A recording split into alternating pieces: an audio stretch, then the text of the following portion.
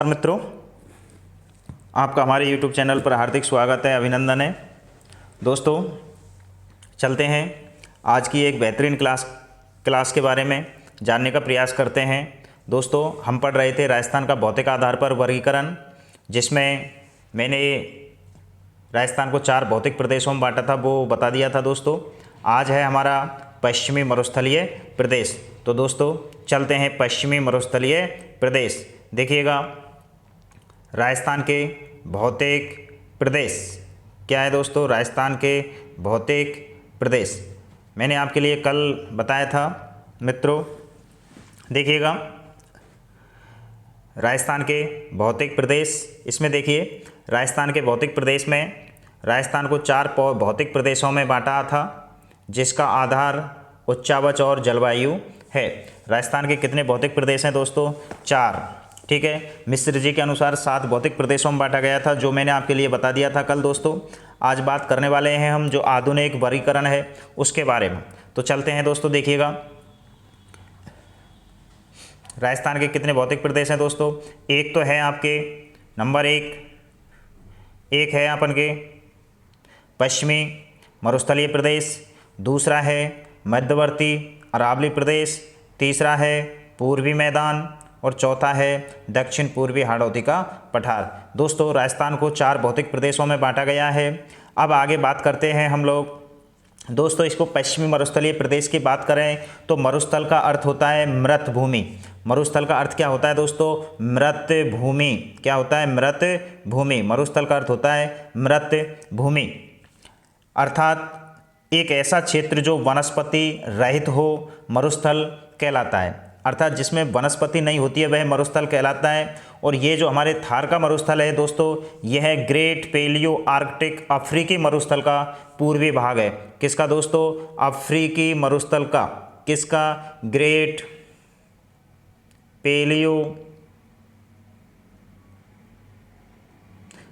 Paleo Arctic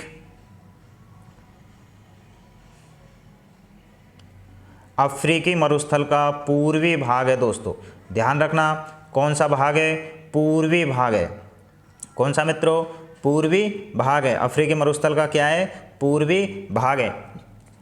यह है विश्व का 17वां सबसे बड़ा मरुस्थल है। कौन सा दोस्तों? विश्व का 17वां सबसे बड़ा मरुस्थल है। और उपोष्ण की दृष्टि से, किसकी दृष्टि से दोस्तों? उपोष्ण की दृष्टि से 9वां बड़ा है।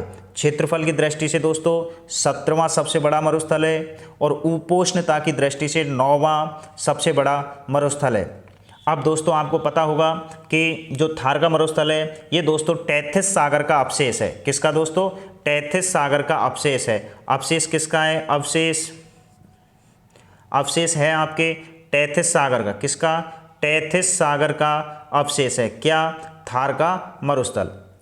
ठीक है मित्रों, बाड़मेर का गुड़ामलानी क्षेत्र में पाए गए तेल के भंडार, कौन से क्षेत्र में? गुड़ामलानी क्षेत्र। गुड़ामलानी क्षेत्र में पाए गए तेल के भंडार विश्व में सबसे कम गहराई के तेल के भंडार हैं दोस्तों।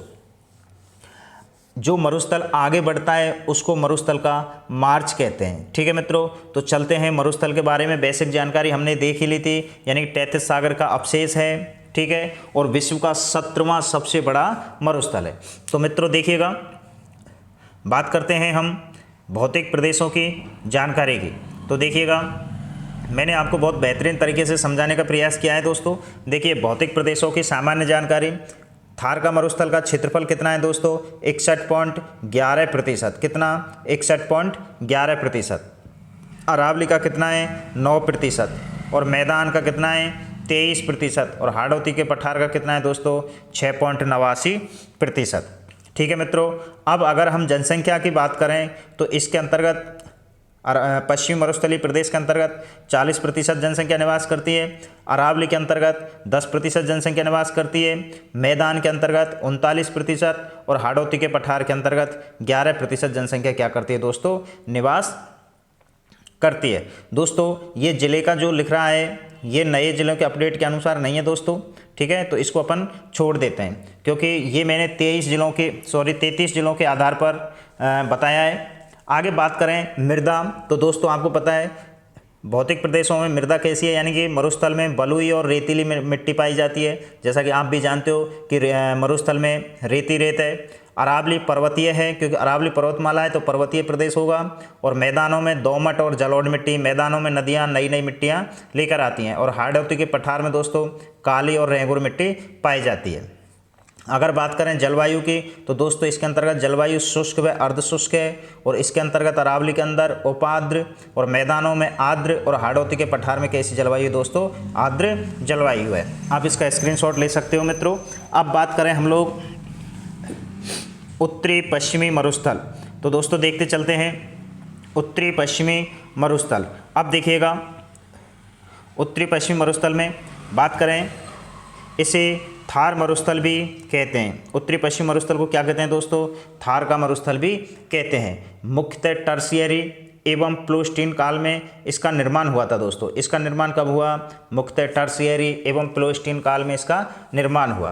अब दोस्तों अगर विस्तार की बात करें हम लोग, किसकी दोस्तों, विस्तार की बात करें तो दोस्तों देखिएगा, इसके विस्तार की बात करें, ये हमारा थार का मरुस्थल हो गया। इसमें इसकी उत्तर पश्चिम से लंबाई और दक्षिण पूर्व की लंबाई, उत्तर पश्चिम से दक्षिण पूर्व जो लंबाई है दोस्तों, ये तो है अपन के 640 किलोमीटर, ठीक है मित्रों। और इसकी जो चौड़ाई है, इसकी चौड़ाई कितनी है दोस्तों, 300 किलोमीटर। कितनी चौड़ाई है, 300 किलोमीटर। और औसत ऊंचाई आती है दोस्तों 200 से 300 किलोमीटर, ठीक है मित्रों। यानी कि अगर थार के मरुस्थल की लंबाई की बात करें तो लंबाई आती है 640 किलोमीटर। विस्तार की बात करें चौड़ाई की तो चौड़ाई आती है 300 किलोमीटर। और औसत ऊंचाई की बात करें तो 200 से 300 मीटर। ढाल किधर है दोस्तों, इसका ढाल की बात करें तो दोस्तों ये हमारा थार का मरुस्थल हो गया। और इसका ढाल कहाँ से, उत्तर पूरब से दक्षिण पश्चिम, अर्थात इस हिसाब से इसका क्या है दोस्तों, ढाल है। तभी दोस्तों आपको पता होगा कि इधर से कोई भी नदियाँ निकलती है और इधर जाती है, जैसे लूनी नदी, तो वो कच्छ के रण अर्थात गुजरात में जा रही है, ठीक है। तो ये बात हुई दोस्तों ढाल की, यानी कि ढाल उत्तर पूरब से दक्षिण पश्चिम, ठीक है। अब देखिएगा आगे बात करें मरुस्थल का अध्ययन की दृष्टि से मरुस्थल को 2 भागों में बांटा गया है। कितने भागों में दोस्तों, 2 भागों में बांटा गया है। अब देखिएगा ये हमारा मरुस्थल है दोस्तों। और अध्ययन की दृष्टि से मरुस्थल के कितने भाग हैं, 2। एक तो है मित्रों शुष्क मरुस्थल और एक है अर्धशुष्क मरुस्थल, ठीक है मित्रों। एक तो है शुष्क मरुस्थल और एक है अर्धशुष्क मरुस्थल। और इसको शुष्क मरुस्थल को अपन राठी प्रदेश भी कहते हैं। और इसके अंतर्गत जो वर्षा होती है दोस्तों 25 सेंटीमीटर तक होती है। और अर्धशुष्क मरुस्थल में जो वर्षा होती है वो 25 से 50 सेंटीमीटर वर्षा होती है मित्रों। अगर बात करें जैसे देखिएगा ये हमारा थार का मरुस्थल है, ठीक है। ये 25 सेंटीमीटर वर्षा रेखा है, कितनी दोस्तों, 25 सेंटीमीटर। इधर वाला पार्ट अर्धशुष्क मरुस्थल और इधर वाला पार्ट शुष्क मरुस्थल, यानी कि 25 सेंटीमीटर समवर्षा रेखा मरुस्थल को 2 बराबर भागों में क्या करती है दोस्तों, बांटती है। अब देखते हैं हम लोग आगे, देखिए ये अपन का मरुस्थल, ठीक है मित्रों। तो देखिए ये हो गया पश्चिमी शुष्क मैदान और ये हो गया दोस्तों अर्धशुष्क मैदान। अब देखिए चलते हैं आगे, यानी कि 25 सेंटीमीटर समवर्षा रेखा यह मरुस्थल को 2 भागों में बांटती है, जो शुष्क एवं अर्धशुष्क है, ठीक है। अब पहले दोस्तों हम बात करने वाले हैं शुष्क मरुस्थल के अर्थात राठी प्रदेश की। तो देखिए 25 सेंटीमीटर से कम वर्षा वाला भौतिक प्रदेश शुष्क मरुस्थल कहता है, 25 कहलाता है। 25 सेंटीमीटर से कम वर्षा वाला भौतिक प्रदेश शुष्क मरुस्थल कहलाता है। इसे अध्ययन की दृष्टि से पुनः 2 भागों में बांटा गया है। शुष्क मरुस्थल को पुनः 2 भागों में बांटा गया है दोस्तों। एक तो है आपके, मैंने कल भी बताया था दोस्तों, बालुका स्तूप मुक्त प्रदेश। एक तो है अपन के बालुका स्तूप मुक्त प्रदेश और एक है दोस्तों बालुका स्तूप युक्त प्रदेश। अर्थात मित्रों जहाँ पे बालुका स्तूप पाए जाते हैं उसे तो क्या कहते हैं, युक्त प्रदेश। और जो जहाँ पर बालुका स्तूप नहीं है उसको क्या कहा जाता है, मुक्त प्रदेश। अर्थात जो शुष्क मरुस्थल है उसका 58.50% भाग तो कैसा है, बालुका स्तूपों से युक्त है। और 41.5% कैसा है, जहाँ पर बालुका स्तूप मौजूद नहीं है, ठीक है दोस्तों।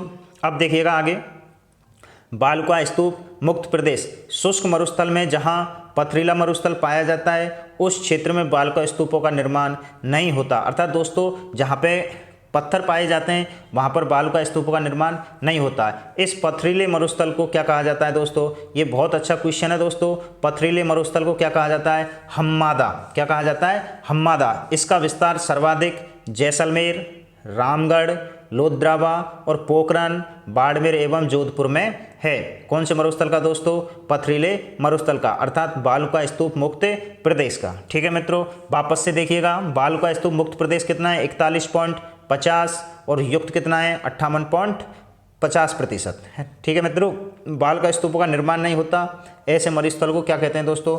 बालुका स्तूप मुक्त प्रदेश। और पथरील जहाँ पे पत्थर पाए जाते हैं दोस्तों उस मरुस्थल को क्या कहा जाता है? हम्मादा। हम्मादा या फिर हम्मादा। इसका विस्तार कहाँ कहाँ पर है दोस्तों? जैसलमेर, रामगढ़, लोद्रावा, पोखरन, बाड़मेर और जोधपुर में। ठीक है मित्रों, चलते हैं आगे। अगला आता है बालुका स्तूप युक्त प्रदेश। तो दोस्तों देखिएगा, बालुका स्तूप युक्त प्रदेश में शुष्क मरुस्थल में जहां पवन के द्वारा मिट्टी का निक्षेपण, दोस्तों निक्षेपण होता है, एक तरह से निक्षेपण बोलते हैं जमने को। किसको दोस्तों? जमना। निक्षेपण का मतलब होता है जमना। ठीक है, यानी मिट्टी का निक्षेपण, यानी कि जहां पर मिट्टी जाकर के जम जाती है, जमाव किया जाता है, तो निर्मित संरचना बालुका स्तूप कहलाती है। क्या कहलाती है दोस्तों? जहां पर रेत, नया रेत जाकर के जम जाता है उसको क्या कहते हैं? बालुका स्तूप। राजस्थान में सर्वाधिक बालुका स्तूप जैसलमेर एवं सभी प्रकार के बालुका स्तूप जोधपुर में पाए जाते हैं। मित्रों बहुत अच्छा क्वेश्चन है, इंपॉर्टेंट क्वेश्चन है कि सभी प्रकार के बालुका स्तूप कहाँ पाए जाते हैं? अपन के जोधपुर में। ठीक है, और सर्वाधिक बालुका स्तूप कहाँ पाए जाते हैं? अपन के जैसलमेर जिले में। ठीक है मित्रों, अब बात करते हैं हम बालुका स्तूपों के प्रकार। तो दोस्तों देखिएगा, बालुका स्तूपों के प्रकार की पहला आता है अपन के बरखान। जब पवन के द्वारा, बरखान जो बालुका स्तूप है दोस्तों, बरखान किसे कहते हैं? जब पवन के द्वारा मिट्टी का निक्षेपण अर्धचंद्राकार रूप में किया जाता है तो इसे बरखान कहते हैं। क्या कहते हैं मित्रों? बरखान। यानी अर्धचंद्राकार बालुका स्तूपों को किस नाम से जाना जाता है? अपन के बरखान के नाम से। बरखान में जिस ओर से पवन आती है उसी दिशा में उत्तल ढाल, जबकि आगे की दिशा में अवतल ढाल होता है। एक तरफ उत्तल ढाल और आगे की दिशा में अवतल ढाल होता है। बरखान की चौड़ाई कितनी होती है दोस्तों? 100 से 200 मीटर, जबकि ऊंचाई 10 से 20 मीटर होती है। बरखान की चौड़ाई 100 से 200 मीटर, जबकि ऊंचाई 10 से 20 मीटर होती है। ये बालुका स्तूप सर्वाधिक शेखावाटी कहाँ पे पाए जाते हैं दोस्तों? बरखान बालुका स्तूप ये सर्वाधिक शेखावाटी, सर्वाधिक चूरू में पाए जाते हैं। ठीक है मित्रों, आगे बात करें, ये बालुका स्तूप सर्वाधिक गतिशील होते हैं। मित्रों देखिएगा, ये बालुका स्तूप सर्वाधिक गतिशील होते हैं जिनके द्वारा मरुस्थलीकरण सर्वाधिक होता है। ठीक है, अब बात करें मित्रों, आप देख सकते हो इस तरह के ये क्या है? अपन के अर्धचंद्राकार बालुका स्तूप। ठीक है मित्रों, आगे चलते हैं। अनुप्रस्थ बालुका, आप इस डायग्राम का चित्र देख सकते हो। ठीक है, अब चलिए, अब आता है अपन के अनुप्रस्थ बालुका स्तूप। ठीक है मित्रों, देखिएगा, अनुप्रस्थ बालुका स्तूप, जब पवन के द्वारा मिट्टी का निक्षेपण पवन की दिशा के समकोण पर होता है। दोस्तों ये डेफिनेशन आप जरूर याद कर लें। जब पवन के द्वारा मिट्टी का निक्षेपण, निक्षेपण अभी बताया था मैंने, मिट्टी का जमना, ठीक है, निक्षेपण कहलाता है। जब पवन के द्वारा मिट्टी का निक्षेपण पवन की दिशा के समकोण पर होता है तो निर्मित बालुका स्तूप को अनुप्रस्थ बालुका स्तूप कहा जाता है। ठीक है मित्रों, ये बालुका स्तूप सर्वाधिक बाड़मेर और जोधपुर में पाए जाते हैं। कहाँ पर पाए जाते हैं मित्रों? बाड़मेर और जोधपुर में पाए जाते हैं। ठीक है, कौन सा मित्रों? अनुप्रस्थ बालुका स्तूप। आगे चलते हैं, आप देख सकते हो अनुप्रस्थ बालुका स्तूपों को। ठीक है, ये क्या है? अपन के अनुप्रस्थ बालुका स्तूप। ठीक है, अगला आता है अपन का अनुदैर्ध्य रेखीय बालुका स्तूप। तो मित्रों देखते हैं, देखिए, जब पवन के द्वारा मिट्टी का निक्षेपण पवन की दिशा के समांतर होता है तो निर्मित बालुका स्तूपों को अनुदैर्ध्य या रेखीय बालुका स्तूप कहा जाता है। दोस्तों बालुका स्तूप का मतलब होता है एक तरीका से रेत के टीले। ये बालुका स्तूप सर्वाधिक कहाँ पाए जाते हैं दोस्तों? जैसलमेर में पाए जाते हैं। कौन से अनुदैर्ध्य रेखीय बालुका स्तूप कहाँ पाए जाते हैं दोस्तों? जैसलमेर जिले में। आप ये डायग्राम देख सकते हो अनुदैर्ध्य बालुका स्तूपों का। ठीक है मित्रों, अब चलते हैं आगे। अगला आता है अपन के तारानुमा बालू का स्तूप। कौन से दोस्तों? तारानुमा बालू का स्तूप। तो आप देख सकते हो इस तरीका के तारानुमा बालू का स्तूप। बहुत अच्छे से चित्र आपकी समझ में भी आ रहे होंगे दोस्तों, तारानुमा बालू का स्तूप। तो चलते हैं आगे, देखिएगा। देखिए यह रेतीले मरुस्थल में पाए जाते हैं जिनका निर्माण अनियमित हवाओं से होता है। यहीं से प्रश्न उठ सकता है दोस्तों कि अनियमित हवाओं से निर्माण कौन से बालू का स्तूप का होता है। तो दोस्तों अभी बताया था, ये चित्र देखिए कौन सा है, तारानुमा बालू का स्तूप। अब चलते हैं आगे, देखिए तो दोस्तों इन बालू का स्तूपों में न्यूनतम 3 या अधिकतम 4 भुजाएं हो सकती हैं दोस्तों। कितनी दोस्तों? 3 या अधिकतम 4 भुजाएं हो सकती हैं। ये बालू का स्तूप सर्वाधिक कहाँ पाए जाते हैं दोस्तों? जैसलमेर, सूरतगढ़ और गंगानगर में पाए जाते हैं। अगला जो बालू का स्तूप आता है दोस्तों वो आता है पैराबोलिक बालू का स्तूप। आप डायग्राम के द्वारा भी इनको समझ सकते हो। देखिएगा पैराबोलिक बालू का स्तूप। अब देखिएगा इसमें बरखान के विपरीत या महिलाओं के बालों की क्लिप, हेयर पिन जैसे बालू का स्तूप पैराबोलिक बाल का स्तूप कहलाते हैं। यह बाल का स्तूप सभी मरुस्थलीय जिलों में पाए जाते हैं, इस कारण यह राजस्थान में सर्वाधिक हैं। सर्वाधिक में कौन से हैं दोस्तों? पैराबोलिक बालू का स्तूप। अगला आता है दोस्तों शीफ बालू का स्तूपों की अगर बात करें तो दोस्तों देखिएगा बरखान के निर्माण के दौरान जब पवन की दिशा में परिवर्तन हो जाता है तो बरखान की एक भुजा आगे की ओर बढ़ जाती है। इस संरचना को क्या कहते हैं दोस्तों? शीफ कहते हैं। आप इसको डायग्राम के द्वारा भी समझ सकते हो। ये रहा आपका शीफ। ठीक है मित्रों, आगे चलते हैं। देखिएगा बरखान का मतलब अनुप्रस्थ और शीफ का मतलब अनुदैर्ध्य। ठीक है दोस्तों, अगला आता है अपन के सब्र का पीस। आप ये दोस्तों देख सकते हो, ये डायग्राम आप देख सकते हो। इस तरीके से हमारे रेगिस्तान में कटीली छोटी मोटी झाड़ियाँ पाई जाती हैं। इस तरीक़ा से रेत के विशाल मैदान पाए जाते हैं। तो दोस्तों देखिएगा अगर बात करें आगे तो चलते हैं। देखिए क्या है सब्र का पीस। अब देखिएगा इसमें देखिए छोटी झाड़ियों और वनस्पतियों के पास बनने वाले बाल का स्तूप सब्र का पीस कहलाते हैं। झाड़ियों के पीछे बनने वाले बाल का स्तूप या झाड़ियों के चारों ओर बनने वाले बाल का स्तूप क्या कहलाते हैं दोस्तों?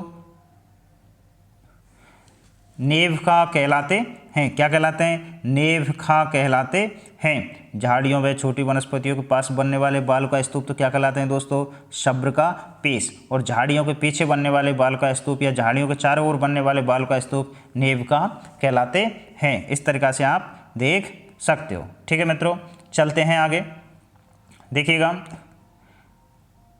अगर इनकी बात करें दोस्तों तो देखिएगा 25 सेंटीमीटर समवर्षा रेखा ये क्या करती है दोस्तों? एक तो पश्चिमी शुष्क मरुस्थल को अलग करती है और अर्ध शुष्क क्षेत्र को क्या करती है मित्रों? अलग करती है। अब देखिएगा इसमें अर्ध शुष्क मरुस्थल या बांगड़ प्रदेश।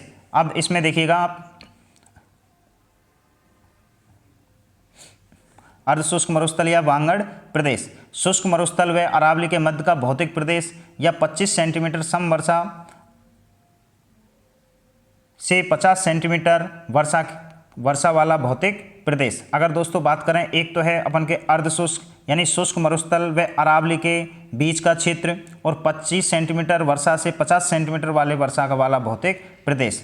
अर्धशुष्क मरुस्थल को अध्ययन की दृष्टि से पुनः 4 भागों में बांटा गया है। वो मैंने आपको दोस्तों कल भी बताया था। अर्धशुष्क मरुस्थल को अध्ययन की दृष्टि से पुनः 4 भागों में बांटा गया है। एक तो था मित्रों लूनी बेसिन, एक था नागौरी उच्चभूमि, एक था शेखावाटी अंतःप्रवाह और एक था अपन के घग्गर बेसिन। अब अगर दोस्तों बात करें लूनी बेसिन की तो देखिएगा इस क्षेत्र को गौड़वाड़ बेसिन भी कहा जाता है, जिसका विस्तार जोधपुर, जालौर, सिरोही व बाड़मेर और पाली में है। किस बेसिन का? लूनी बेसिन का। ठीक है दोस्तों, इस क्षेत्र में लवणीय पादप पाए जाते हैं जो मुख्यतः बाड़मेर में मिलते हैं। नेहड़ दलदली क्षेत्र जालौर में इसी क्षेत्र में स्थित है।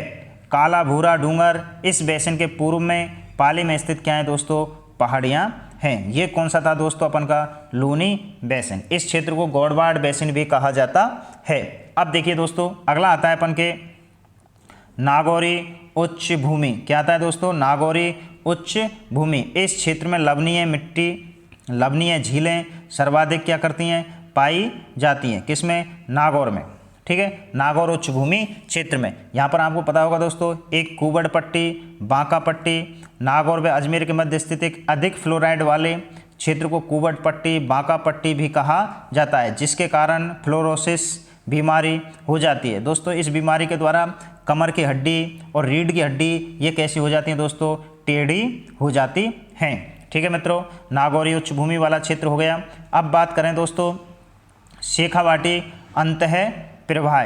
दोस्तों अगर शेखावाटी अंतः प्रवाह की बात करें तो दोस्तों देखिएगा इस क्षेत्र का विस्तार झुंझुनू, सीकर एवं चूरू में है, जिसमें निम्नलिखित विशेषताएं पाई जाती हैं। देखिएगा दोस्तों, जोहड़ शेखावाटी में पाए जाने वाले पानी के कच्चे कुओं को क्या कहा जाता है दोस्तों, जोहड़ कहा जाता है।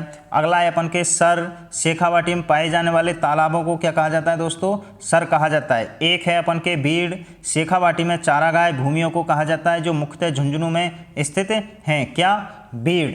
अगला है अपन के तोरावाटी, यानी आपने पढ़ा होगा कांतली नदी के अफवाह क्षेत्र को तोरावाटी कहा जाता है, जिसका विस्तार सीकर व झुंझुनू में है। ठीक है मित्रों, यानी कि ये था अपन के शेखावाटी अंतः प्रवाह। अब बात करें दोस्तों घग्गर बेसिन की, तो दोस्तों देखिएगा घग्गर बेसिन की बात करें तो इसका विस्तार कहाँ पर है, अपन के गंगानगर एवं हनुमानगढ़ में है, अर्थात जो घग्गर नदी का जो क्षेत्र है।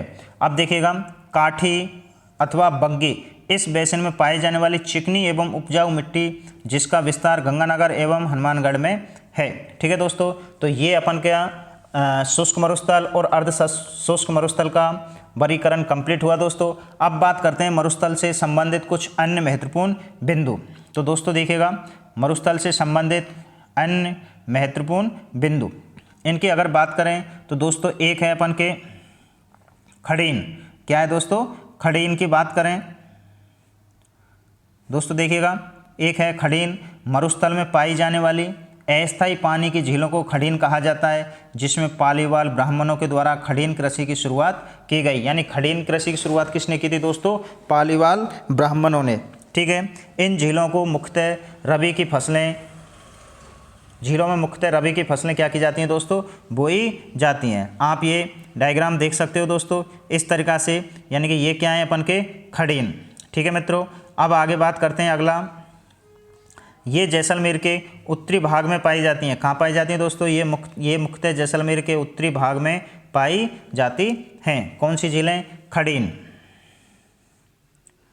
अगला आता है दोस्तों रन या टाट। क्या आता है दोस्तों, रन या टाट। दोस्तों देखिएगा रन या टाट मरुस्थल में पाई जाने वाली लवणीय, दलदली एवं अनुपजाऊ भूमि को रन या टाट कहा जाता है। मरुस्थल में पाए जाने वाली लवणीय, दलदली एवं अनुपजाऊ भूमि को रन या टाट कहा जाता है। रन सर्वाधिक जैसलमेर व बाड़मेर में पाए जाते हैं। कहाँ पर सर्वाधिक, जैसलमेर और बाड़मेर में पाए जाते हैं। आगे आगे देखिएगा दोस्तों, इस तरीके से आप देख सकते हो, रन सर्वाधिक जैसलमेर और बाड़मेर में पाए जाते हैं। ये अपन का जैसलमेर जिला हुआ, ये बाड़मेर हुआ दोस्तों, ये जोधपुर हुआ, ये चूरू हुआ। चूरू में आपने पढ़ा होगा पहले तालछापर अभ्यारण्य। ठीक है मित्रों, अगला आता है अपन के जलपट्टी और लाठी सीरीज। तो दोस्तों देखिएगा जलपट्टी और लाठी सीरीज के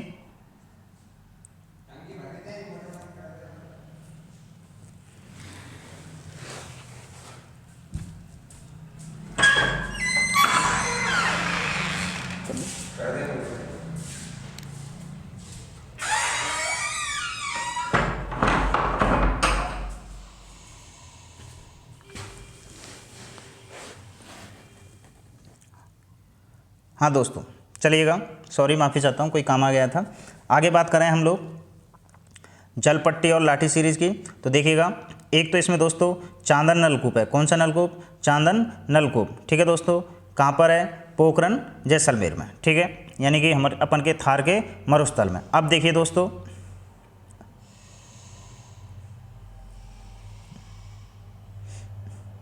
सरस्वती नदी के भूगर्भिक जलीय अवशेष को जलपट्टी लाठी सीरीज जो मुख्यतः जैसलमेर के पोखरन व मोहनगढ़ क्षेत्र के मध्य में स्थित है। कौन सी? सरस्वती नदी के भूगर्भिक जलीय अवशेष को जलपट्टी लाठी सीरीज कहलाता है, जो मुख्यतः जैसलमेर के पोखरन में मोहनगढ़ के मध्य क्या है दोस्तों? स्थित है। जलपट्टी पर चांदन गांव में नलकूप सर्वाधिक हैं, जिन्हें थार का घड़ा कहा जाता है। किसको? चंदन नलकूप को क्या कहा जाता है दोस्तों? थार का घड़ा।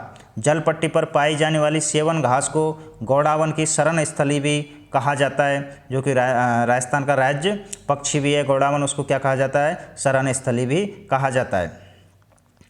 राजस्थान में सरस्वती नदी का दूसरा भूगर्भिक जलीय अवशेष वायतु, दोस्तों ये पहले बाड़मेर में पड़ता था, अब कहाँ पर आ गया है? बालोतरा में। ठीक है दोस्तों, सांचौर जालौर क्षेत्र में मिलता है। ठीक है दोस्तों, आगे बात करें तो देखिएगा, एक आप आक्कलवुड फॉसिल्स पार्क, अर्थात ये दोस्तों जीवाश्म उद्यान है। कहाँ पर स्थित है? जैसलमेर राष्ट्रीय मरु उद्यान में। लकड़ी के प्राचीनतम अवशेष जो वर्तमान में पाषाण रूप में प्राप्त हुए हैं, जिनका निर्माण जुरासिक काल में 18 करोड़ वर्ष पूर्व का माना जाता है। ठीक है मित्रों, यानी आक्कलवुड फॉसिल पार्क कहाँ पर है? अपन के जैसलमेर में। ठीक है, इस तरीक़ा से आप अवशेष देख सकते हो। ठीक है, आगे चलते हैं। देखिएगा, ये जीवाश्म भारत में लकड़ी के प्राचीनतम जीवाश्म हैं। कौन से दोस्तों? प्राचीनतम जीवाश्म हैं। अगला है बाप बोल्डर किले। ठीक है, देखिएगा, बाप बोल्डर किले, इसमें देखिए क्या हिमानी के द्वारा जमा किए गए कंकर पत्थर व अवसादों को बोल्डर किले कहा जाता है। अर्थात किले किसे कहते हैं? हिमानी के द्वारा जमा किए गए कंकड़ पत्थर व अवसादों को बोल्डर कहा जाता है, जिनका निर्माण काल परमो कार्बोनिफेरस काल है, जो बाप जोधपुर में जगह है दोस्तों, उस पर स्थित है। ठीक है मित्रों, इसको आप डायग्राम को देखिए अच्छे से। ठीक है, आगे चलते हैं। अगला जो आता है दोस्तों वो आता है अपन के नखलिस्तान। क्या आता है दोस्तों? नखलिस्तान। इसकी बात करें मित्रों, देखिए नखलिस्तान मरु उद्यान, मरुस्थल में वह क्षेत्र जहाँ जल बेसिन पाए जाते हैं, चारों ओर हरियाली विकसित हो जाती है, उसको क्या कहा जाता है दोस्तों? नखलिस्तान कहा जाता है। क्या कहा जाता है दोस्तों? नखलिस्तान कहा जाता है। मरुस्थल में वह क्षेत्र जहाँ बेसिन पाए जाते हैं, उसके चारों ओर हरियाली विकसित हो जाती है, उसे क्या कहते हैं दोस्तों? नखलिस्तान कहते हैं। अगला है अपन के धोरे या धारियन। दोस्तों मैंने सारे क्वेश्चन ले लिए हैं पश्चिमी मरुस्थलीय प्रदेश से संबंधित। तो दोस्तों देखिएगा, धोरे या धारियन, पश्चिमी राजस्थान में लहरदार बालुका स्तूपों को धोरे या धारियन कहा जाता है। पश्चिमी राजस्थान में लहरदार बालुका स्तूपों को क्या कहा जाता है दोस्तों? धोरे या धारियन कहा जाता है। आगे देखिए, धारियन पश्चिमी राजस्थान में गतिशील स्थानांतरित बालुका स्तूपों को क्या कहा जाता है दोस्तों? धारियन। पश्चिमी राजस्थान में लहरदार बालुका स्तूपों को तो क्या कहा जाता है दोस्तों? धोरे कहा जाता है। और पश्चिमी राजस्थान में गतिशील स्थानांतरित बालुका स्तूपों को क्या कहा जाता है दोस्तों? धारियन कहा जाता है। धोरे व धारियन राजस्थान में सर्वाधिक कहाँ पाए जाते हैं दोस्तों? जैसलमेर जिले में पाए जाते हैं। एक आपके पश्चिमी मरुस्थलीय प्रदेश में पेवना मरुस्थल में पाई जाने वाली एक सांप की प्रजाति है, जिसका रंग कैसा होता है दोस्तों? पीला होता है, जो सर्वाधिक जैसलमेर में पाई जाती है। आगे आता है दोस्तों मरुस्थल का मार्च। अगर दोस्तों मरुस्थल के मार्च की बात करें तो देखिएगा, मरुस्थल का आगे की ओर बढ़ना मरुस्थलीकरण या मरुस्थल का मार्च कहलाता है। ठीक है मित्रों, यानी जो मरुस्थल का जो विस्तार हो रहा है, मरुस्थल जो फैल रहा है, उसको मरुस्थल का मार्च कहते हैं, जो राजस्थान के हरियाणा की ओर सर्वाधिक हो रहा है, जिसकी दिशा दक्षिण पश्चिम से उत्तर पूर्व की ओर होती है। मरुस्थलीकरण में सर्वाधिक योगदान बरखान बालुका स्तूपों का होता है, जो मैंने आपके लिए अभी बताया था दोस्तों, अर्धचंद्राकार बालुका स्तूप। ठीक है मित्रों, अगला है अपन के, ये आप डायग्राम के द्वारा राजस्थान का देख सकते हो, यानी कि मरुस्थलीकरण यानी इस दिशा से मरुस्थल का मार्ग, जो मरुस्थल आगे की ओर क्या कर रहा है दोस्तों, बढ़ रहा है। ठीक है मित्रों, अब अगर आगे बात करें दोस्तों तो देखिएगा अगला आता है अपन के बालसन। क्या आता है दोस्तों, बालसन। मरुस्थल में पर्वतों के मध्य पाए जाने वाले जल बेसिन या झीलों को क्या कहा जाता है दोस्तों, बालसन कहा जाता है। उदाहरण इसका क्या आता है अपन के, सांभर झील। थार का मरुस्थल भारत में कितना प्रतिशत है दोस्तों, 85%, और पाकिस्तान में कितना है अपन के, 15%। भारत के कितने राज्यों में है दोस्तों, भारत के 4 राज्यों में है, पंजाब, हरियाणा, ठीक है मित्रों, और एक राजस्थान और गुजरात। यानी राजस्थान के 4 राज्यों में क्या है दोस्तों, थार का मरुस्थल। सॉरी, भारत के 4 राज्यों में थार का मरुस्थल है। एक अपन के सबसे पहले पंजाब, ठीक है, हरियाणा, राजस्थान और गुजरात। ठीक है दोस्तों, और 2 देशों में है, भारत और पाकिस्तान। भारत के 4 राज्यों में। देखिएगा आगे, ग्रेट डेजर्ट ऑफ इंडिया का विस्तार भारत के 4 राज्यों में है, जिसमें सर्वाधिक राजस्थान, गुजरात, हरियाणा और दोस्तों पंजाब में है। तो दोस्तों ये था अपन का आज पश्चिमी मरुस्थलीय प्रदेश, जिसको आप देख सकते हो दोस्तों। ठीक है, इससे अगली क्लास दोस्तों वापस से अरावली पर्वतीय प्रदेश को बहुत अच्छे तरीके से समझने का प्रयास किया जाएगा। दोस्तों आप हमारे चैनल पर जुड़े रहें। निश्चित रूप से आपको जैसे जैसे समय व्यतीत होगा तो अच्छे से अच्छा कंटेंट आपको उपलब्ध करा जाएगा। आज के लिए बस इतना ही। शुभ रात्रि।